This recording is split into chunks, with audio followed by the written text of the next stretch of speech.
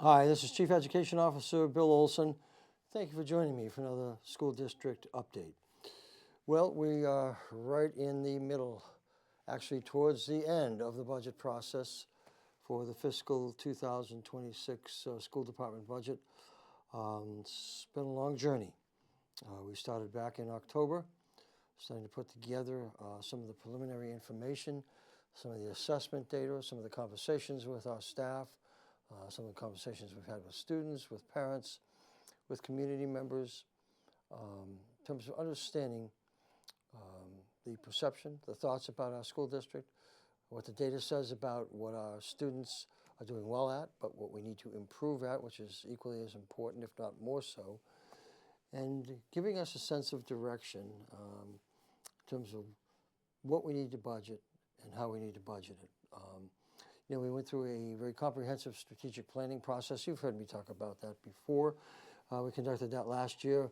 Towards the end of the last school year in June, we conducted another end-of-year goal-setting meeting with the school board, which is always a very, very valuable session. From all these sources of information and data, we sit down, we take a look at what are we doing well at, as I just said, and what do we need to improve at based on the assessment scores, based upon the comments and important information from our staff, who are the closest to our students. We put together a budget that's a little over $96 million. Yes, that's a lot of money, but we have a lot of students. And in New Hampshire, keep in mind that we have to carry all of the benefits. Unlike my former district in Massachusetts, in New Hampshire we have to carry all of the employee benefits, which are mandated by law. About 93% of a school district budget is tied to labor negotiations, to benefits, to unemployment, to insurances, to transportation, to special education services, to technology and the software and infrastructure along with the devices for technology. There are a lot of things that we need to budget money for, like every other school district, that are an essential part of educating children. Some of these things we budget as a result of assessment scores and conversations of strengths and needs, but a lot of it is statutorily driven. We've talked about unfunded mandates in the past. Those are requirements of school districts, whether they be federal or state. In this case, I'm referring to state, that require us to do something more, something better, something different than we have been doing as school districts throughout the state. One of the problems, and New Hampshire is not unique to this, one of the problems is oftentimes legislatures in various states don't appropriate monies to accomplish those mandates. Sometimes there are changes in curriculum or new curriculum. For example, ELOs that are required, extended learning opportunities that we offer to students, competency-based education, English language learners, which 20 years ago, school districts really didn't have to pay much attention to, other than in the urban areas with bilingual education. But now, with a very mobile society and a more global society in our country and neighborhoods and states and communities, there are an increasing number of children who don't speak English, or their folks don't speak English as their primary or first language at home. And so we are required, as we should be, to provide English instruction to these children. So there are lots and lots of requirements that perhaps weren't present 20, 25, or 30 years ago that there are now. All of those requirements are designed to make a better experience for children, a more enriching experience, leading to a greater level of development of their skills and awareness of the world. To that point, though, most school districts need help in terms of meeting those unfunded mandates. Can't keep piling on more and more and more without a commensurate increase to some degree in terms of funding for education. That's a story for another day. I think you've heard me talk in the past that in New Hampshire, we happen to be last in the country in terms of state support of education because there is a very limited, very restricted tax component in the state. Okay, there's not a lot of variety of tax revenue from various sources like there are in many other states, and so the homeowner bears the primary burden of paying for local services, in this case in education, which oftentimes makes it very difficult. We'll talk more about that at some point in time, but last night the Budget Committee deliberated on our budget for about 4 hours. Both the school board and the Budget Committee have devoted a lot of time to understanding what's in our budget, taking a look at the needs of students, but also of taxpayers. At last night's meeting, the Budget Committee, on a motion by Committee Member Chuck Mower, voted to approve the school board's budget request of $96.8 million as a budget that would go to the deliberative session. Now, at next week's meeting, there is another Budget Committee meeting at which there will be a public hearing. There could be a reconsideration of that vote, so stay tuned. It's very important that you stay informed and that you stay engaged in the budget process. What I'd like to mention about the review of our budget is that when a budget is put together, we look at student needs. We look at global needs. What do we need to do to make sure our students are prepared for college, for careers, for the military, okay, for jobs, for higher education, as I said? It's important to understand what your dollars are buying. Because some people in a review of a budget, and this is globally, across the state, across the nation, some people only look at numbers. What number do I feel comfortable with? What number do I think we should propose for the school department budget? It's so much more than just a number. That number has a lot of meaning, or whatever number is proposed has lots of meaning behind it. Every number in our budget book represents some type of program or service to a student. And that's very important to remember. You can't just look at a educational budget and say, I'm going to pick a number that I think is acceptable to taxpayers and acceptable to the school department.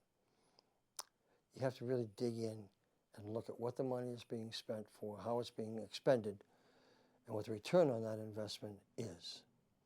And I will tell you, as I've said before, we are increasing the return on your dollars invested as a result of the increased achievement levels of our students. Okay, enough talk about budget today. I want to thank our just extraordinary Assistant Superintendent for Curriculum, Instruction, Assessment, Professional Development, Amy Doyle. Amy has been working with our Student Services Director in putting together a wonderful series of programs for parents and family engagement that will occur over the next several months. Starts off this month in February with an executive functioning discussion with Sarah Ward, well-known person in education, and has been extraordinarily helpful to school districts across the state in providing training to staff and to parents on executive functioning skills. Later on in February, there'll be a program on the ACERT program, on the Advanced Adverse Childhood Experiences. This is a program that Police Officer Justin Agras has done an excellent job at bringing to Merrimack. This is a program that helps students and families who have been exposed to traumatic events, helps them connect with therapeutic individuals, with sessions, with some training, helps them handle different levels of crises in their life. And I want to thank Justin once again, a great cooperative effort between the Merrimack Police Department and our school department. Next session will be in March on behavior basics at home. Later on in March, building cooperation and positive behavior at home, which is always an interesting topic in terms of the dynamics of families. Parental home supports in April for students with anxiety, ADHD, and autism. And also in April, a little bit later on in April, the IEP process. Very important discussion of what does the IEP process look like, going from an individual initial referral through the delivery of services. And then in May, Dr. Cleese Warnham, who I'm very familiar with, who's done an outstanding job working with staffs throughout the country on developing cultural proficiency. So lots happening. Lots happening in the school district, both during the day and during the evening. Some interesting news of note. I want to thank the TFS staff and staff from our school district for doing a wonderful family literacy night this past week at Thornton's Ferry. Lots of instructive material and discussion from our staff to parents. I want to thank those parents who were able to attend, talking a lot about Wit and Wisdom literacy program, which has made a world of difference in our school district. So thank you to them. Also, congratulations on 3rd and 4th grade chorus concert at TFS. There'll be other activities, lots of activities coming up in our other elementary, middle, and high schools in the upcoming months. From Amy Piccolo at the high school, 4 students have been recognized through the Scholastic Art Awards in New Hampshire. They have received awards. Jenna Beaulieu won 2 awards, a Gold Key and an Honorable Mention. Ryan Warrington won a Silver Key. Maya Scott won an Honorable Mention, as did Kaylin Amu. These are students who have done absolutely superb, beautiful artwork in a variety of mediums. What I usually like to do, and which is really sort of a metaphor of growth and development, is I'm going to contact the parents of Jenna, of Ryan, of Maya, and Kaylin, and I'm going to ask them to send in a sample, which I'm sure they probably have, of their kindergarten or 1st or 2nd grade artwork. Because what I always like to do is place their very sophisticated artwork that they have accomplished while in high school at Merrimack High School, and next to that mount their kind of stick figure or one of their first attempts at artwork when they were very young. And it's always amazing to see the difference between as I said, the stick figures that were drawn when kids were young, or oftentimes they'll draw a robin, some kind of bird or animal. But then to see that next to an extraordinarily beautiful work of art is just incredible. So thank you, and to Jenna, Maya, Kaylee, and Ryan's parents. I'll be getting in touch with you to see if you can send me some of their artwork. Leah Johnson from the middle school indicated that the rock climbing club went to Vertical Dreams recently, climbed a 65-foot elevator shaft that is specifically outfitted with rock climbing equipment. Probably more venturesome than myself, but another chance for students to grow, to develop beyond the school day. Here's the importance of co-curricular activities. Sometimes people will say, well, our key mission is to educate children in the classroom during the day. Yes, that's correct. But oftentimes after school, the clubs and organizations operate that allow students to pursue their passion, allow staff to display their areas of passion and knowledge. And here's one that is extraordinarily interesting. Leah sent me some pictures, and I was stunned at how high these students were climbing. You know, they're all tethered safely, certainly, but a great experience. A great experience in helping a child to believe in themselves, not only in terms of their academic work in the classroom, but now their physical capabilities, their courage, okay, that they didn't think they possessed at some point in time, and now they do with their ability to climb that 65-foot rock climbing shaft. So congratulations to Leah. I know she's a great spirited teacher, and her rock climbing club students. From the high school, from Adam French, our athletic director, the varsity bowling and swim teams are well underway and in action. Unified basketball team. For those of you who have not had an opportunity to look at or watch Unified Sports, it is incredibly inspiring. We have students who have certain disabilities working with students who do not possess disabilities in a wonderful cooperative manner, enjoying a sports activity. In this case, it's Unified Basketball Team. It will take place this week. You'll probably see this program after it actually takes place. But we'll see if we can get a little bit more advertising out in terms of when those events are going to happen so that you can watch them. Absolutely inspiring. Watching these kids pour their hearts out on the basketball court, in this case, it's the sport of basketball, playing with each other, collaborating with each other on the court, supporting each other, and just making great things happen. Alpine Ski Team, Division I State Championships are taking place shortly. We hope our students are participating and do well.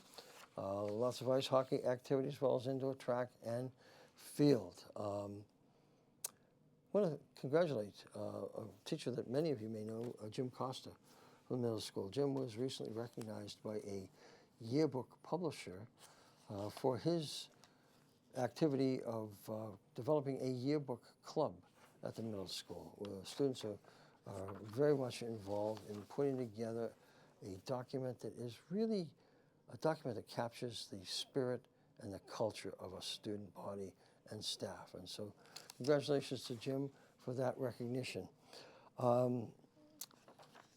This one teacher that I'm going to mention right now is, as many of you know, an absolute rock star.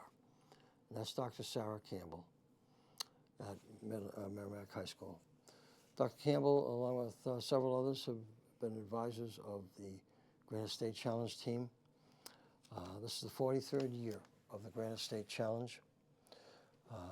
This is Merrimack's 12th year of being a top contending team, 12th year in a row. This year, being the 43rd year of the challenge, there were 35 teams, plus several others that they now refer to as wildcard teams, and they have to qualify. Now, this goes back several months in terms of the qualifying rounds. And once again, as I said, Merrimack is a qualifying team for the 12th year in a row. They will be participating. The programs will be starting shortly. In fact, sometime in the middle of February, you'll start seeing the competitions on New Hampshire Public TV, and those competitions will end in May. Sarah and her colleagues do an extraordinary job preparing our students.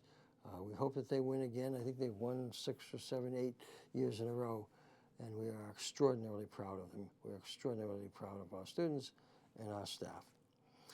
Well, being the middle of winter, it's time for sometimes 2-hour delays, early releases, snow days, and that's the case of this week. We're looking at a potential snowstorm, not a large storm. This is actually the first week in February that we're filming this. Contacted by lots of students and staff saying, what do you think? We're going to have a snow day tomorrow? I know I've mentioned this to you before, and I'm going to mention it again. If you have a child who's interested in weather, in meteorology, and that was one of my passionate hobbies growing up in life. I had every, I think, weather station that was ever made, weather maps all over my house, and I always wanted to be a weatherman on TV, and that didn't work out, but always very, very passionate about meteorology. What I used to do in my former position in another school district was I would say to parents and students, if you'd like to help me make a decision on a snow day, let's do that. Let's do something a little bit different, a little bit adventuresome. What I would do is if your child is interested in helping me make the decision of do we have a 2-hour delay or do we have no school on a day that we are having a snow event, send me an email. The only commitment that you have to make is to be up at 4:30 in the morning so that when I call your house, you answer the phone and we'll connect with your child.